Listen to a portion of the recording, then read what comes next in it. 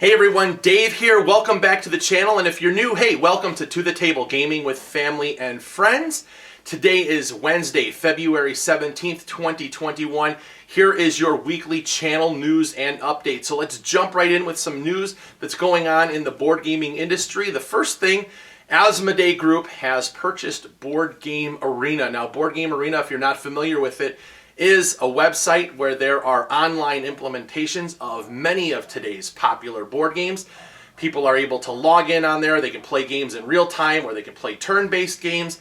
But their subscriber base and also usership has gone up significantly, especially since the COVID-19 pandemic.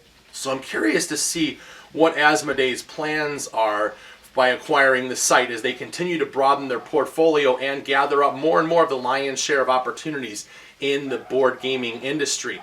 The other news that I have is that Eggertspiel announced yesterday they're going to have a trilogy of games that revolve around Great Western Trail. So later this year, Q3, there's going to be a second edition of Great Western Trail releasing. So there's going to be new cards and new artwork. I'm not really sure what other changes they're going to have in store for this particular edition, but we'll have to see as time draws nearer to that release.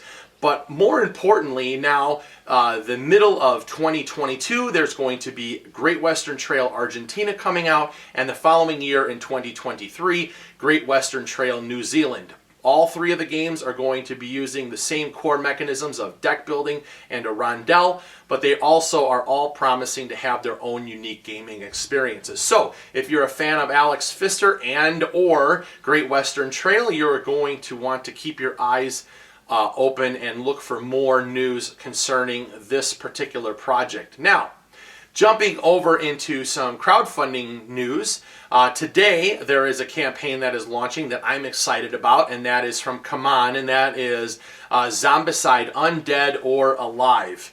And it is a Western-themed implementation of Zombicide, and I'm curious to see what new tricks or twists or whatever this particular rendition of the game is going to offer. I have played lots of Zombicide Modern, and I have also delved into the Black Plague and Green Horde stuff, so I'm curious to see what is going to be new in this particular version of the game. So I'll be checking out the campaign later today when I actually get home from work. Now, the other crowdfunding news, there was a project that launched yesterday from Stronghold Games, and that is for Terraforming Mars Ares Expedition.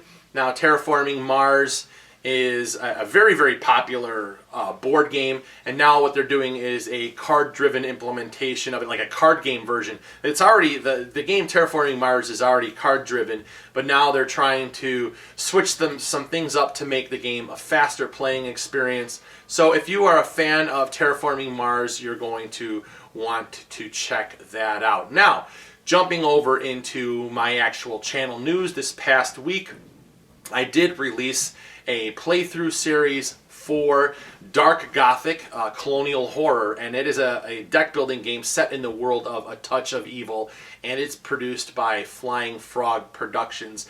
And this particular video was also the first series that I did as a crossover over on the Mystic Eye Games site as well. So it's actually on my channel as well as Doug's channel over there.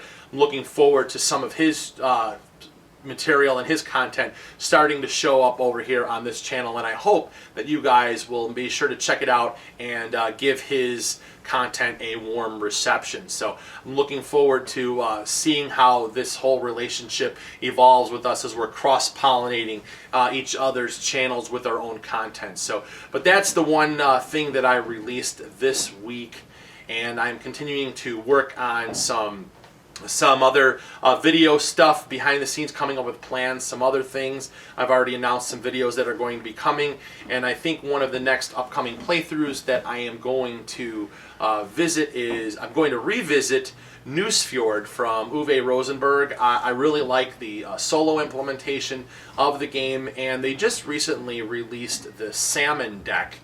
And so I want to bring the game back to the table, use the Salmon deck, and see what exactly the deck does to change up how the game plays. So be sure to look forward to that.